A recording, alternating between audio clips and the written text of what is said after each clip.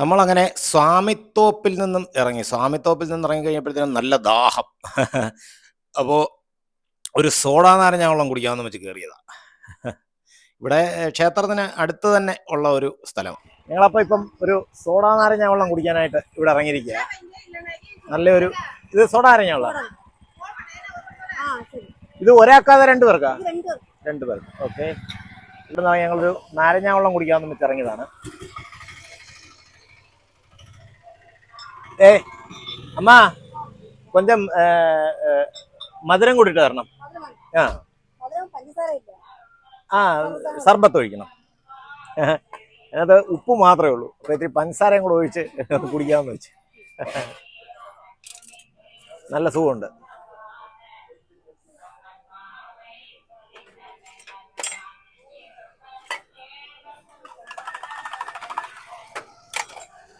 Okay, thank you.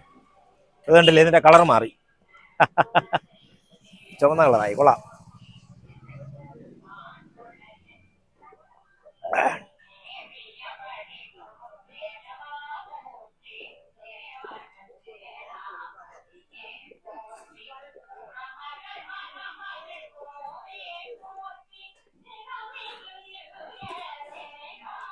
എന്തായാലും നമ്മൾ പ്രതീക്ഷിച്ചതിലും വളരെ ചരിത്ര പ്രാധാന്യമുള്ളൊരു ക്ഷേത്രത്തിൽ എത്തിയത്. എന്തായാലും കൊള്ളാം.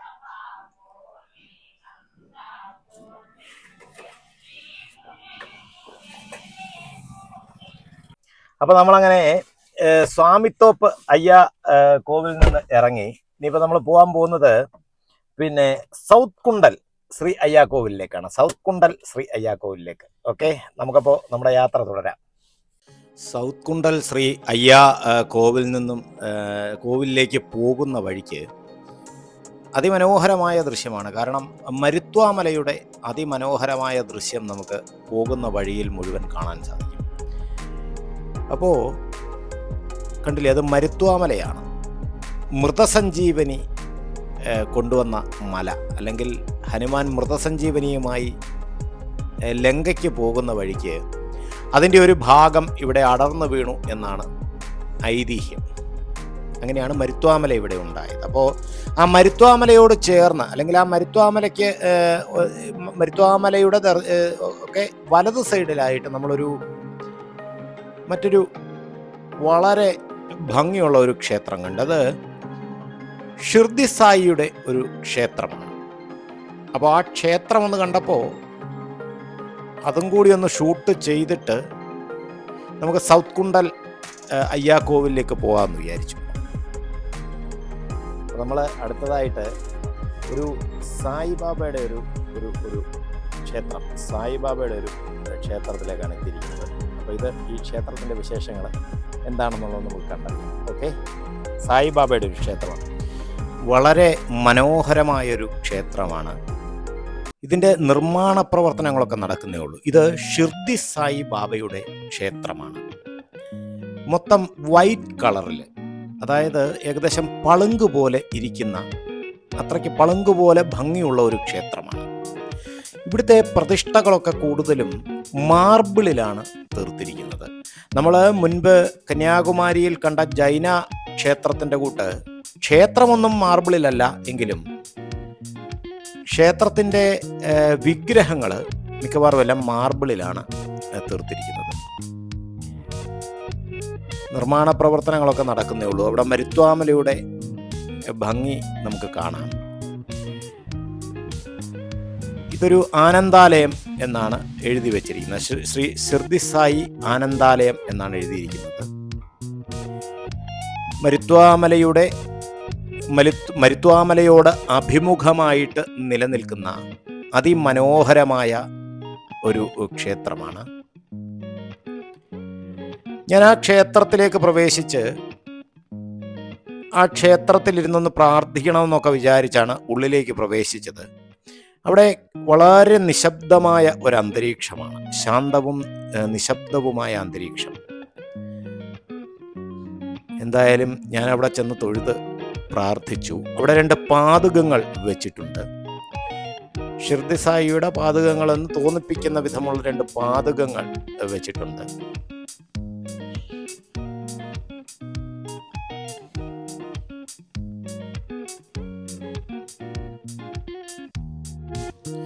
അതായത് അവിടെ ധ്യാനാവസ്ഥയിൽ കുറച്ചു നേരം ഒക്കെ ഇരിക്കാനായിട്ട് സാധിക്കുന്ന ഒരു സ്ഥലമാണ്.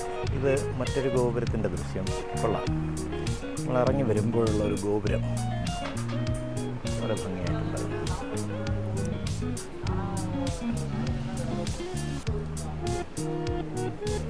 ആ മലയുടെ മുകളിൽ ഒരു ക്ഷേത്രമുണ്ട്. മുകളിലല്ല, ഏകദേശം പകുതി ഭാഗത്തായി. അപ്പം നമ്മളങ്ങനെ ഈ ക്ഷേത്രത്തിൽ നിന്നിറങ്ങി. ഇത് ഷിർദി സായിയുടെ ഒരു ക്ഷേത്രമാണ്. ഇവിടെ എന്തോ മറ്റൊരു പ്രതിഷ്ഠയുണ്ട്. ഇതിൻ്റെ ഗോപുരമാണ് നമ്മൾ ഇറങ്ങി വന്നപ്പോൾ കണ്ടത്.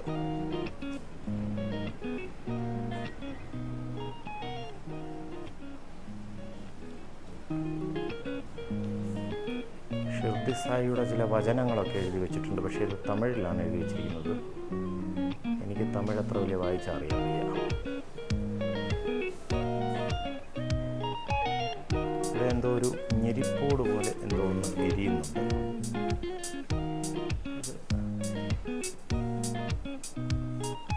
ഇതിൻ്റെ ഐതിഹ്യം എന്താണ്? എന്തെങ്കിലും ഇവിടെ എഴുതി വെച്ചിട്ടുണ്ടോ?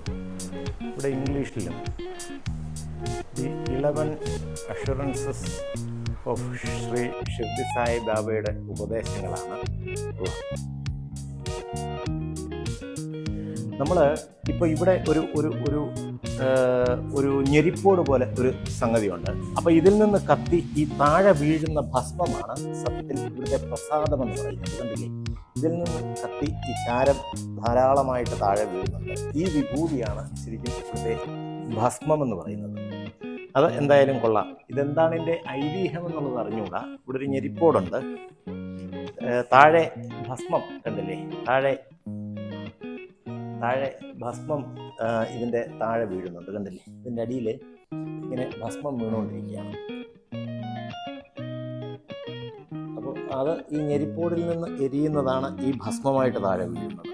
അത് വളരെ ഭംഗിയായിട്ടുണ്ട്.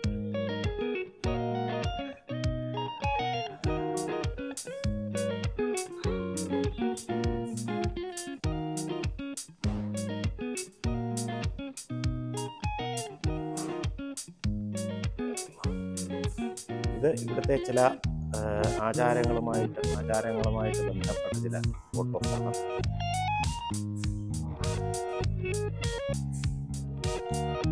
അപ്പോൾ ഇനി നമ്മൾ ഇവിടെ ഒരു ഉപദേവ പ്രതിഷ്ഠയും കൂടെ, അപ്പം ആ പ്രതിഷ്ഠയും കൂടെ നമ്മളൊന്ന് കണ്ടതിന് ശേഷം നമുക്കിനി അടുത്ത സ്ഥലത്തേക്ക് പോകാം.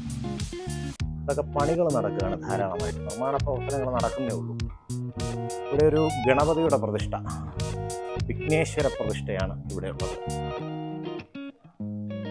അതും മാർബിളിലാണ് തീർത്തിരിക്കുന്നത്. മാർബിളല്ല അല്ലേ? ഇത് മാർബിളാണ്. അതിൻ്റെ വിഗ്രഹം മാത്രം മാർബിള്. പക്ഷേ നമ്മൾ ഈ അന്ന് പോയ ജൈന ടെമ്പിളിൽ കണ്ടതുപോലെ മൊത്തത്തിൽ മാർബിളല്ല. അന്നത്തെ ആ ജൈന ടെമ്പിൾ എന്ന് പറഞ്ഞാൽ മുഴുവനും മാർബിളായിരുന്നു. പക്ഷേ ഇത് മുഴുവനും മാർബിളല്ല. കണ്ടില്ലേ? അത് വിഗ്രഹം മാത്രമാണ് മാർബിളിൽ ചെയ്തിരിക്കുന്നത്. അതിമനോഹരമായിട്ട് ചെയ്തിരിക്കുക. മാർബിളിൽ ഗണപതിയുടെ വിഗ്രഹം മാർബിളിൽ മനോഹരമായിട്ട് വസ്ത്രങ്ങളൊക്കെ ഉടുപ്പിച്ചിട്ടുണ്ട്.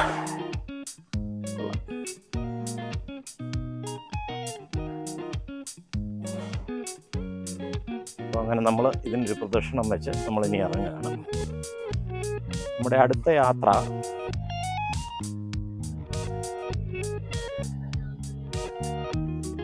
അയ്യാക്കോവിലേക്കാണ്. അപ്പോൾ ആ യാത്ര തുടരാം.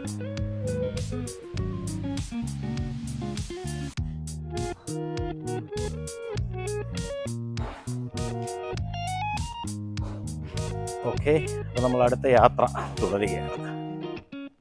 ഇതെല്ലാം ഈ സായിബാബയുടെ ആശ്രമവുമായിട്ട് അല്ലെങ്കിൽ ഷിർദി സായിയുടെ ആശ്രമവുമായിട്ട് ബന്ധപ്പെട്ട കെട്ടിടങ്ങളാണ്. ഇതൊക്കെ നമ്മൾ അവർ വാടകയ്ക്ക് കൊടുത്തിരിക്കുക. സായി നികേതൻ ഭോജനശാല എല്ലാം വാടകയ്ക്ക് കൊടുത്തിരിക്കുക. കണ്ടില്ലേ? നമ്മളങ്ങനെ സൗത്ത് കുണ്ടൽ ശ്രീ അയ്യാക്കോവിലിൻ്റെ എൻട്രൻസിലെത്തി. വലിയ ഒരു മനോഹരമായ ഗോപുരമുണ്ട്. ഈ സൗത്ത് കുണ്ടൽ ശ്രീ അയ്യാക്കോവിൽ എന്ന് പറയുന്നത് ഒരു കോവിലല്ല. അതായത് ഈ ഒരു കോമ്പൗണ്ടിനുള്ളിൽ ധാരാളം ക്ഷേത്രങ്ങൾ ചേർന്ന ഒരു സ്ഥലമാണ് ഈ സൗത്ത് കുണ്ടൽ ശ്രീ അയ്യാക്കോവിൽ എന്ന് പറയുന്നത്. ഇതൊരു പ്രത്യേക ദേശമായിട്ടാണ് എനിക്ക് അനുഭവപ്പെട്ടത്. ഒരു പ്രത്യേക ഗ്രാമഭംഗിയെയും അതോടൊപ്പം തന്നെ നഗരഭംഗിയെയും ഒരുപോലെ ആസ്വദിക്കാൻ പറ്റുന്ന ഒരു സ്ഥലമായിട്ടാണ് ഇതെനിക്ക് അനുഭവപ്പെട്ടത്. ഇത് ഗ്രാമമാണോ എന്ന് ചോദിച്ചാൽ ഗ്രാമമാണ്, ഒരു നഗരമാണോ എന്ന് ചോദിച്ചാൽ ഒരു നഗരവുമാണ്. ആ രീതിയിൽ വളരെ വ്യത്യസ്തമായ രണ്ടും കൂടി ഇടകലർന്ന ഒരു സ്ഥലമാണിതെന്ന് പറയുന്നത്.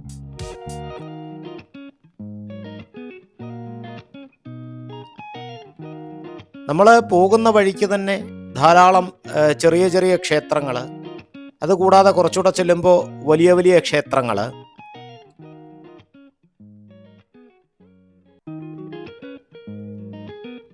അങ്ങനെ റോഡിൻ്റെ ഇരുവശങ്ങളിലുമായിട്ട് ക്ഷേത്രങ്ങളിങ്ങനെ അടുത്തടുത്തായിട്ട് കാണാനായിട്ട് സാധിക്കും.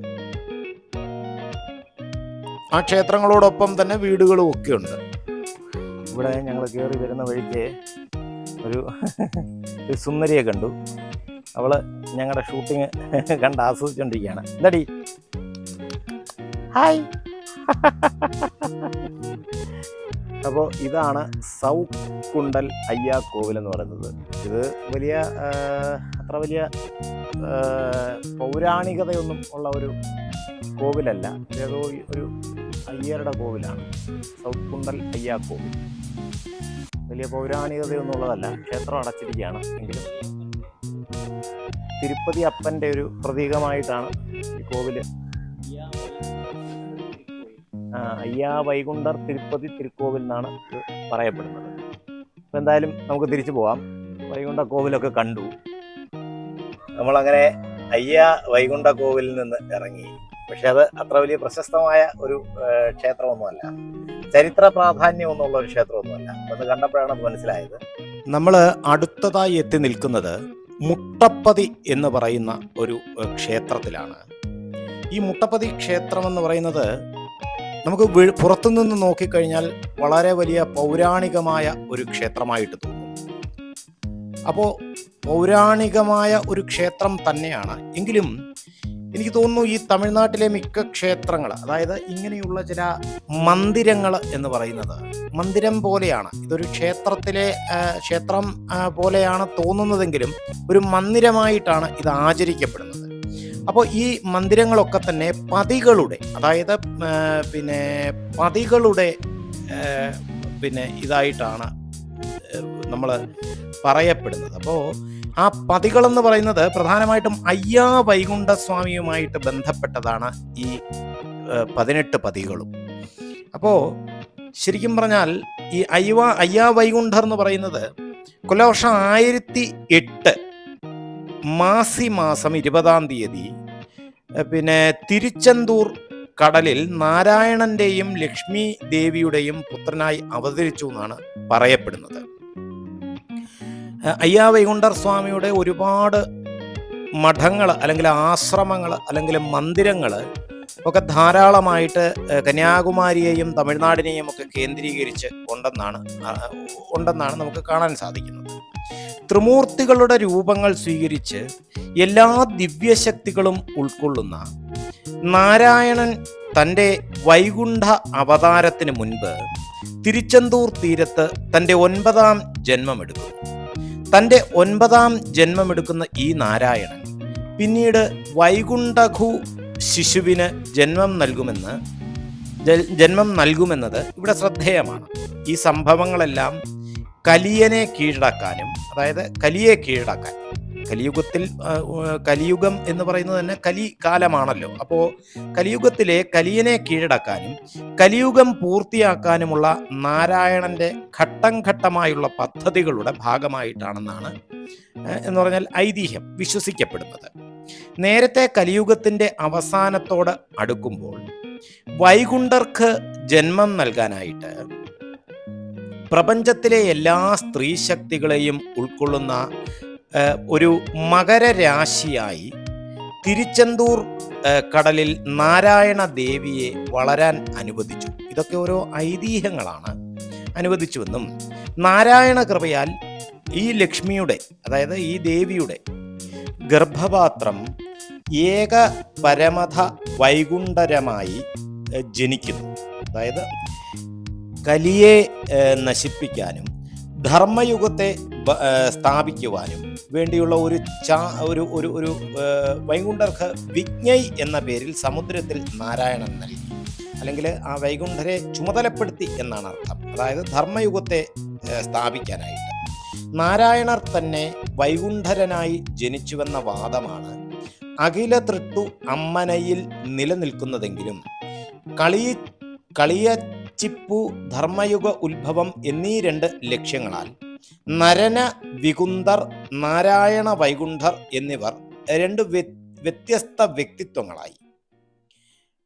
ഇതാണ് മുട്ടപ്പതി ക്ഷേത്രം. അതായത് മുത്തന്നിനാർപ്പതി ക്ഷേത്രത്തോട് ചേർന്നുള്ള ഒരു പുരാതനമായ ക്ഷേത്രമാണ് മുട്ടപ്പതി.